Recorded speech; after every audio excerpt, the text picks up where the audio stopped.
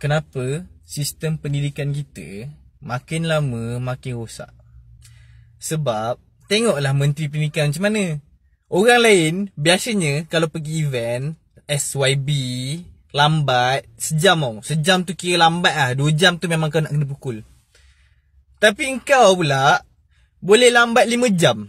Weh, 5 jam kau sidai orang. Kau dah lah invite budak-budak IPG tanpa mengetahui macam mana keadaan ke IPG dekat seluruh Malaysia ni. Aku tipu ke? Kau pergi tengok. Kau turun padang, kau pergi tengok keadaan IPG yang dah makin pintu rosak, bangunan ada yang nak dekat roboh, kaca pecah. Lepas tu kau boleh datang lambat 5 jam. Dah lah kau buat program tu, program prasekolah. Tu kau nak ajar budak-budak daripada prasekolah ni, yang lambat tu okey, kita boleh normalizekan lambat sampai 5 jam macam tu. Ui kau, dah lah tak sampai setahun ni je pun dah macam-macam isu, macam-macam kes. Pelajar bunuh diri lah, jatuh daripada tingkat 1 lah, rogol. Weh, kau kalau tak boleh buat kerja kau turun doh.